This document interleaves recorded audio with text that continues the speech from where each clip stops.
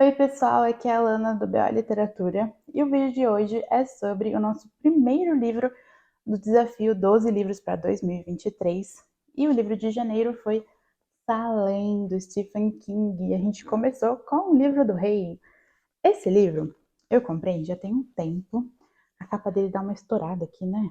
Então eu vou mostrar para vocês, eu vou deixá-la aqui para não ficar ruim na câmera. Então, esse livro eu comprei no mês de outubro. Eu queria ter lido ali para fazer alguma coisa sobre Outubro do Horror, alguma coisa assim. E eu comprei 2 livros do King, que eu vi resenhas incríveis na internet. Eu vi pessoas como Tati Feltrin, Ju Cerqueira, que são aí ávidas leitoras do Stephen King. A Tati, eu não sei, mas a Ju tem até um clubinho, né, do King. E eu sempre tive muita curiosidade. E aí eu também já tinha visto algum conteúdo que perdeu-se, eu não sei dar aqui os créditos, mas foi um conteúdo perfeito lá no Instagram, que explicava certinho quais livros do King para quais pessoas.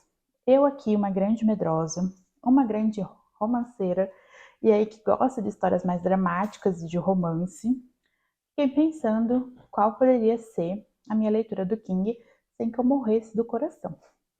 E aí eu descobri que Joyland, que a gente já leu, já teve vídeo aqui, que é um livro favoritado, queridíssimo, se encaixava nesse quesito, mas que Salem também. Salem tem uma pegada de terror, sim, é um livro sobre vampiros. Ele foi publicado originalmente como A Hora do Vampiro e depois foi trocado aí o título para Salem. E ele traz essa história fantasiosa, essa história surrealista, mas de uma forma muito interessante que eu descobri de uma forma em que só o King sabe fazer, que é como ele traz esses livros assim com uma pegada ali de uma coisa meio fantasiosa, meio surrealista, meio não, né? Totalmente. E ele encaixa isso dentro do drama dos personagens, dentro do romance que acontece no livro, dentro daquela atmosfera de cidade pequena, onde a gente vai conhecer uma pancada de personagens. E tudo isso vai sendo construído tão aos poucos que você não morre de medo, mas você morre de curiosidade para saber o que está acontecendo. Esse vídeo não vai ter spoilers, então ele vai ser um vídeo curto, onde eu vou contar para vocês um pouco da minha experiência e a sinopse do livro, porque eu quero muito que vocês sejam impactados com a leitura desse livro. Então, eu não vou falar aqui spoilers ou nada que possa estragar a leitura para vocês. E em Salem, a gente vai ter a história concentrada nessa cidade, que se chama Jerusalém Slot. E aí eles apelidam ali, abreviam para Salem Slot. E aí o título do livro vem como Salem. O começo da nossa história é sobre um personagem principal, que é o Ben Mears, um negócio assim. Ele é escritor e durante a infância dele, ele passou alguns anos em Salem, na casa de uma tia, enquanto a mãe dele se recuperava de algum problema ali. E ele recorda com muito carinho esse tempo ali nessa cidade. E ele tem agora uma meta de vida ali, escrever um novo livro, ter uma vida um pouco diferente. Ele tem alguns traumas, algumas coisas aconteceram no passado dele em que o incomodam bastante. E ele resolve se mudar para Salem para escrever esse livro, para ver ali o que ele pode fazer. Na verdade, eu acho que o que o Ben quer resgatar, e eu fico esbarrando aqui no microfone, o Ben ele quer resgatar um pouco daquele sentimento da infância dele, aquela felicidade que ele lembra de sentir quando ele morava em Salem. E aí ele vem e é um pouco de um abalo ali na estrutura da cidade, que é uma cidade um pouco bem pequena, fofoqueira. Todo mundo fica assim um pouco intrigado com a chegada desse novo morador. Ele fica numa pensão, a pensão da Eva. E aí ele logo conhece, no começo assim que ele chega, ele conhece a Susan, que é uma garota da cidade pequena, ali filha única, que estudou, mas ainda não trabalha na área dela. Senti um pouco aí de conexão. E a Susan, ela tem sonhos grandes demais para aquela cidade. E olha que coisa incrível, ela tá lendo um dos livros do Ben na praça quando eles se conhecem, é super legal. E aí eles vão ter aí um relacionamento, vai desenvolver uma história em volta deles também, mas o livro não se foca só nisso. O livro ele abre um leque enorme para nos mostrar a maior parte dos moradores da cidade, ali os personagens mais icônicos dessa cidade. Então a gente conhece a história da pensão que o Ben mora, a dona da pensão, com algumas pessoas que moram lá. A gente tem personagens também muito legais que vão assim se encaixando na história aos pouquinhos e depois a gente vê como é que esse cerco se fecha. A gente tem um professor, que é o Matt. Ele é professor da escola, ele deu aula para todo mundo. Tipo, ele deu aula para tia do Ben.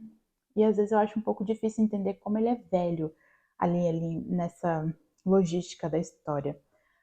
E ele e o Ben, eles fazem amizade ali num determinado ponto da história e é muito engraçado como que começa, assim, é bem interessante. Depois a gente também tem a história do padre da cidade, que eu esqueci o nome dele agora, Callahan. A gente tem a história de um rapazinho que é o Mark, uma criança que chega na cidade, ali ele é novato na escola, e aí vai mostrando como que é a, sei lá, a interação dele com os coleguinhas da escola, já vai mostrando como essa criança é um menino prodígio, como ele é super inteligente. E assim vai, a gente tem muitos personagens, é um pouco confuso.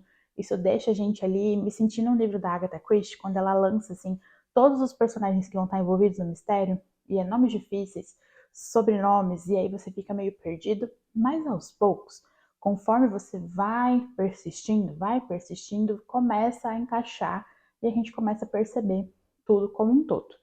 Outra coisa que chega nova na cidade é um novo comércio, que antes era uma lavanderia, virou uma loja de móveis, tipo um brechó de móveis, assim, um antiquário, que é do Straker.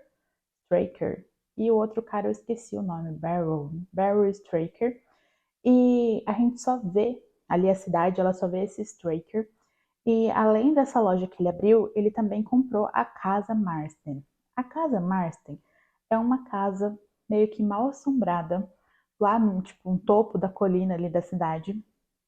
O Ben, ele tem uma vidração nessa casa e ele está envolvendo ali o livro dele com a história assombrada dessa casa, mas ele também teve uma experiência quando criança, que eu não vou contar para vocês como foi, porque é legal ler ali e ele explicar.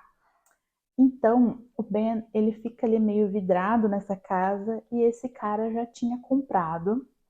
E tá todo mundo assim, quem é esse Stalker? Da onde ele veio? Por que que ele abriu um comércio aqui, um comércio chique? A cidade não comporta isso. E aí começam a acontecer algumas coisas assim muito terríveis na cidade e as pessoas começam a desconfiar de tudo e de todos, ao mesmo tempo que algumas pessoas não conseguem perceber a conexão do que está acontecendo, mas os nossos personagens principais sim. E eles começam a tentar investigar, a tentar ser racionais quando coisas tão surreais estão acontecendo na cidade. E é aí que entra a parte dos vampiros, lá pro meio do livro, e a gente começa a ver os nossos personagens tendo que lutar não só contra os vampiros, mas também contra aí a incredulidade deles próprios, né? Como assim tem vampiros na cidade, gente? Isso não existe. Mas as coisas que estão acontecendo, tudo que indica que são vampiros mesmo. E aí a gente tem essa parte mais dramática, assim, e um pouco da inclusão aí do terror na história. Esse livro, para mim, foi uma experiência 4 estrelas. Eu achei ele um pouco lento, no sentido de que são muitos personagens, você fica confuso e a leitura não vai tão fluida quanto Joyland, por exemplo. Eu também usei, eu não sei se pode falar aqui, mas aqui no YouTube tem alguns audiolivros. Então, vou falar rápido e aí quem pegou, pegou. Pesquisem sobre. E aí foi um pouco confuso a parte dos muitos nomes e eu deixei para ouvir só o final, quando eu já estava mais familiarizada com todos os personagens. Apesar disso, é um livro muito gostoso. É uma história assim que envolve, que cativa. Você fica pegado a alguns personagens e um pouco nervoso aí com a possibilidade de perder alguns deles, mas é uma experiência muito incrível que só o King sabe fazer. Então, você vai ler um livro, você quer ler outro, e agora eu já quero ler o próximo, porque ele tem esse poder na escrita que eu realmente não entendia antes de lê-lo, como que tanta gente falava sobre, como que todo mundo gosta, o que, que tem nesse livro. não nesse, né, mas eu falo assim, na obra completa desse autor, e realmente vale muito a pena. Gosto de ver o quanto é, ele é um cara antigo, né, é, velho, né, gente, era o que eu queria dizer. E o quão a obra dele é extensa e ainda é muito válida, ainda é muito interessante. E é um livro que com certeza vai se tornar aí um clássico, se já não for, porque ele foi publicado em 75, e é muito interessante. É o que eu vou ficar falando, tipo, é muito interessante, é muito bom. Mas é porque é mesmo assim, sabe? Ele tem elementos que você não encontra em outros livros. É uma coisa assim que não dá para explicar totalmente, sabe? Você vai lendo e vai ficando curioso para saber como que os vampiros vão ser inseridos. Quando os vampiros são inseridos, você fica curioso para saber como que as pessoas vão derrotá-los, se vão derrotá-los. Como que, quem vai ser pego dessa vez? Quem vai morrer? Quem vai sobreviver? E aí é muito legal acompanhar esses personagens nessa aventura, nessa cidade que acaba se tornando aí uma cidade toda mal assombrada, né? Porque ela é invadida por vampiros. Aqui está escrito que o Stephen King, ele é autor de mais de 50 livros best-sellers. Então eu acho assim que mesmo que ele escreva alguma coisa que a gente não goste totalmente, vai ser extremamente bem escrito. Acho que esse é talvez o real poder dos livros dele. Você pode não gostar do plot, mas você não pode dizer que o livro é mal escrito.